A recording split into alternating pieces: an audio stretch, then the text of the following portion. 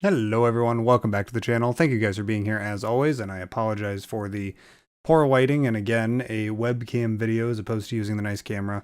My cat has been fast asleep in my lap. You guys can just barely see him down here at the bottom of the frame.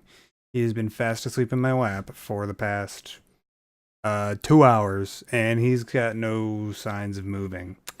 So yeah, you guys are gonna get a lesser quality video because I love my cat more than excellent 4K footage. Yes, I do. But anyways, we are here to talk about the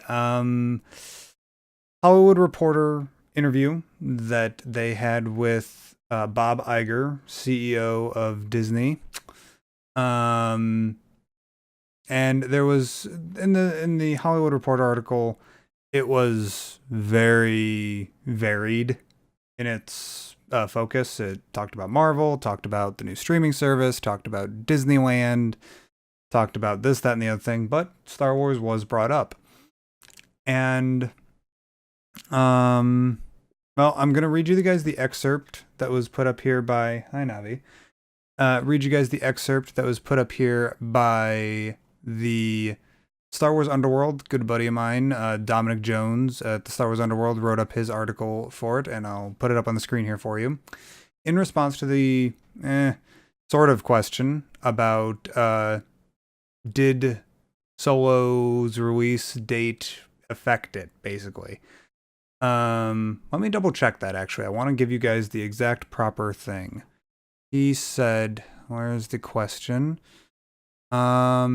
Many believe Disney should pump the brakes and not put out a Star Wars movie each year, is at least how the question is framed in the written interview on the actual Hollywood Reporter website.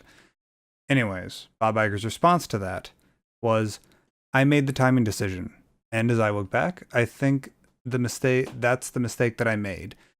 I take the blame. I was too much too fast. You can expect some slowdown, but that doesn't mean we're not going to make films. J.J. Abrams is busy making Episode 9. We have creative entities, including Game of Thrones creators David Benioff and D.B. Weiss, who are developing sagas of their own, which we haven't been specific about, and we are just at the point where we're going to start making decisions about what comes next after JJ's.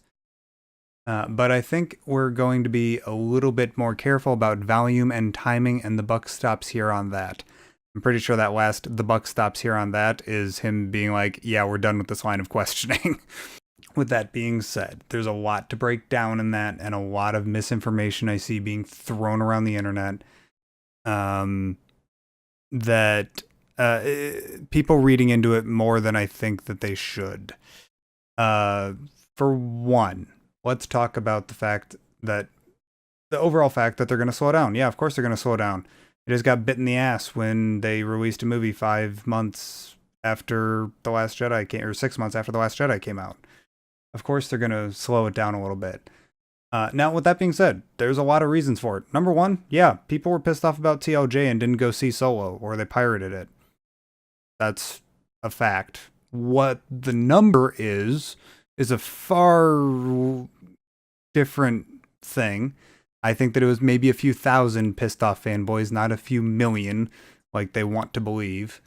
Like groups in that camp choose to believe.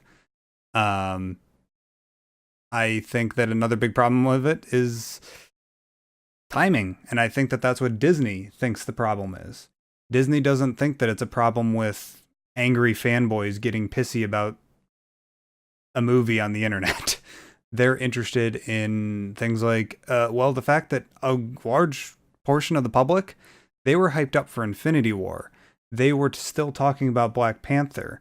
They were talking about Incredibles 2. They were talking about a lot of things other than the new Star Wars movie, i.e. Solo. I had tons of people at my workplace, and I know tons of other fans and stuff that have friends at their workplaces and classmates and stuff, where they didn't even know that a new Star Wars movie was coming out. And I think that that is what Disney is saying, or rather what Bob Iger on behalf of Disney is saying. in this little excerpt here. Now, with that said, let's move on to the next point, which is I've seen a lot of people saying, he didn't mention Rian Johnson. He didn't mention Ruin Johnson. Real talk. You're going to complain about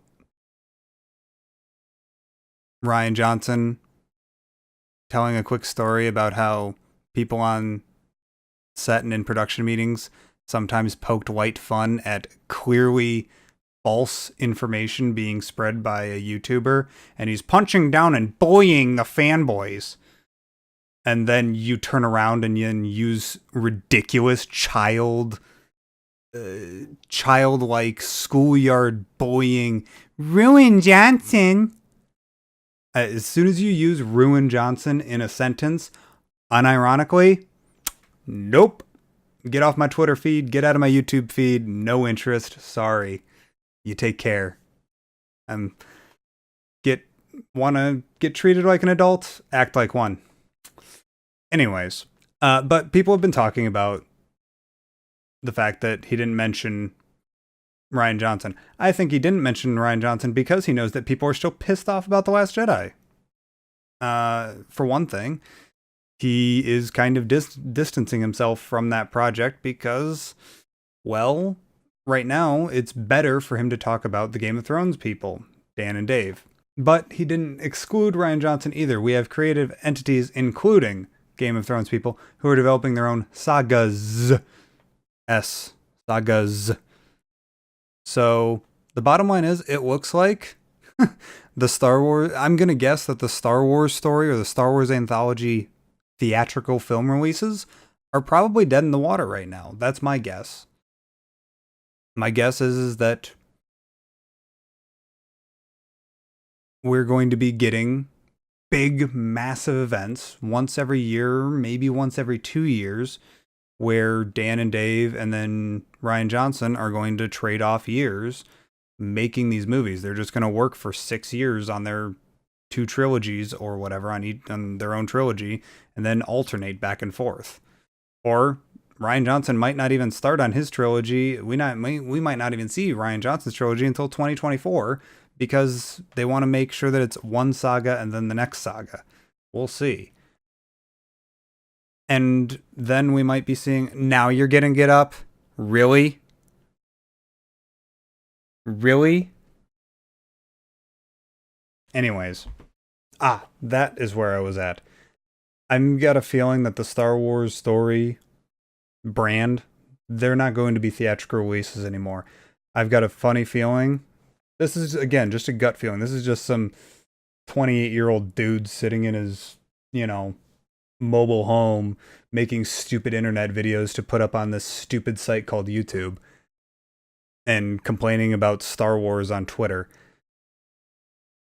My guess is that those stories are going to be turned into whatever the Kenobi movie project was, whatever the Boba Fett movie project was, whatever that rumored Mos Eisley project was, whatever is going to be the continuation of the Kira Maul Han story, because Solo very clearly set up a lot of different sequels that it could have added on to.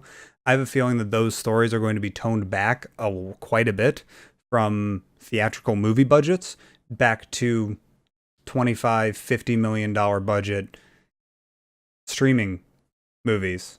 Just like what Netflix original has, we're going to have Disney originals or maybe Lucasfilm originals or something on the Disney Direct consumer service or whatever they're going to end up calling it. The Disney Direct service or the whatever. And they can even add on to the monetization by putting that behind another paywall. You subscribe for $3 a month or $5 a month for the Disney service, and then if you want all the Lucasfilm property stuff, you pay another $5 a month or something like that. And I don't know, it's me.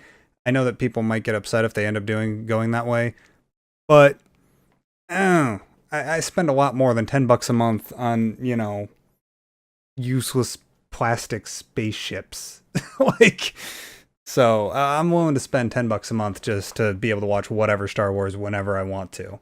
Plus, on top of that, at the end of the day, even if we don't get movies from now until the end of time, even if we don't get movies, we get 6 movies a year, blah, blah, blah, blah, blah.